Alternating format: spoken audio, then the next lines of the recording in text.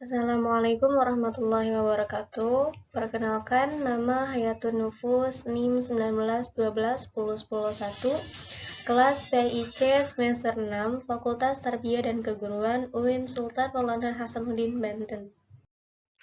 Baiklah, di sini saya akan membawakan materi tentang mempertahankan kejujuran sebagai cermin kepribadian, di mana terdapat 4 pembahasan. Yang pertama yaitu pengertian jujur, yang kedua pembagian sifat jujur, yang ketiga ayat-ayat Al-Quran tentang perintah berlaku jujur, yang keempat menerapkan perilaku manusia. Pembahasan yang pertama yaitu pengertian jujur. Dalam bahasa Arab, kata jujur semakna dengan as-sidqu atau sidik, yang berarti benar, nyata, atau berkata benar. Lawan kata ini adalah dusta, atau dalam bahasa Arab al-kadzibu. Secara istilah, jujur atau as-sidqu bermakna 1.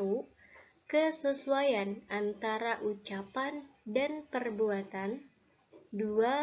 Kesesuaian antara informasi dan kenyataan. 3. Ketegasan dan kemantapan hati. Dan keempat, sesuatu yang baik yang tidak dicampuri kedustaan. Pembahasan yang kedua yaitu pembagian sifat jujur. Imam Al-Ghazali membagi sifat jujur atau sidik sebagai berikut. Jujur dalam niat atau berkehendak, yaitu tiada dorongan bagi seseorang dalam segala tindakan atau gerakannya selain dorongan karena Allah Subhanahu wa Ta'ala.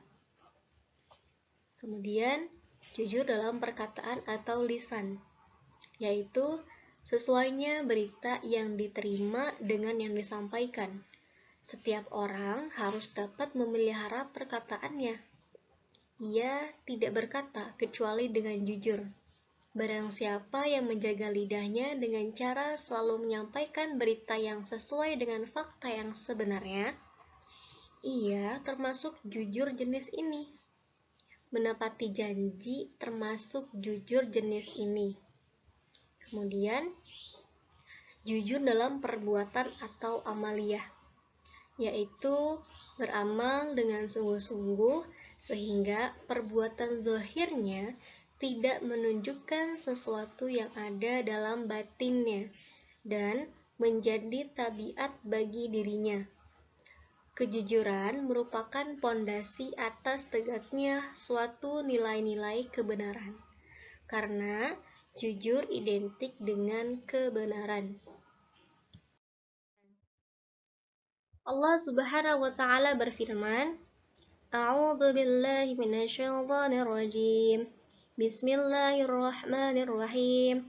Ya ayyuhalladzina amanu taqullaha wa qulu qawlan sadidan.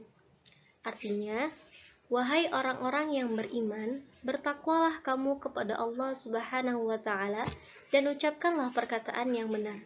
Quran Surat Al-Ahzab ayat 70. Jujur adalah sikap yang tulus dalam melaksanakan sesuatu yang diamanatkan, baik berupa harta maupun tanggung jawab. Orang yang melaksanakan amanat disebut al-amin, yakni orang yang terpercaya, jujur, dan setia. Dinamakan demikian karena segala sesuatu yang diamanatkan kepadanya menjadi aman dan terjamin dari segala bentuk gangguan, baik yang datang dari dirinya sendiri maupun dari orang lain. Sifat jujur dan terpercaya merupakan sesuatu yang sangat penting dalam segala aspek kehidupan, seperti dalam kehidupan rumah tangga, perniagaan, perusahaan, dan hidup bermasyarakat. Di antara faktor yang menyebabkan Nabi Muhammad SAW berhasil dalam membangun masyarakat Islam adalah karena sifat-sifat dan akhlaknya yang sangat terpuji.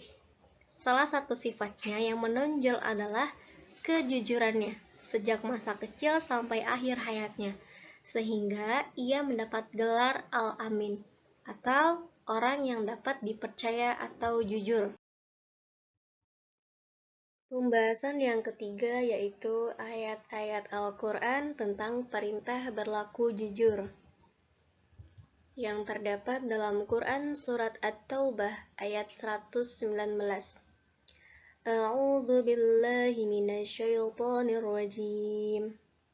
Ya ayyuhalladzina amanu taqullaha wa kunu ma'as shadiqin. Artinya, wahai orang-orang yang beriman, bertakwalah kepada Allah Subhanahu wa Ta'ala, dan bersamalah kamu dengan orang-orang yang benar. Pembahasan yang keempat yaitu menerapkan perilaku manusia. Jujur adalah perilaku yang sangat mulia.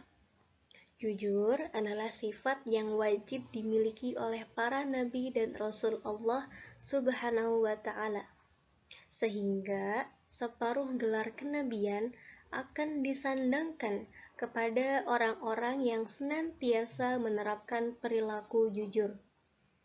Penerapan perilaku jujur dalam kehidupan sehari-hari, baik di lingkungan keluarga, sekolah, maupun masyarakat, misalnya sebagai berikut. Yang pertama, meminta izin atau berpamitan kepada orang tua ketika akan pergi kemanapun. Yang kedua, mengembalikan barang-barang yang dipinjam dari teman atau orang lain, meskipun barang tersebut tampak tidak begitu berharga. Yang ketiga, memenuhi undangan orang lain ketika tidak ada hal yang dapat menghalanginya. Yang keempat, tidak menjanjikan sesuatu yang kita tidak dapat memenuhi janji tersebut. Yang kelima, mengembalikan barang yang ditemukan kepada pemiliknya atau melalui pihak yang bertanggung jawab. Keenam, membayar sesuatu sesuai dengan harga yang telah disepakati. Baik, mungkin itu saja yang dapat saya paparkan. Kurang lebihnya mohon maaf. Sekian, terima kasih. Wassalamualaikum warahmatullahi wabarakatuh.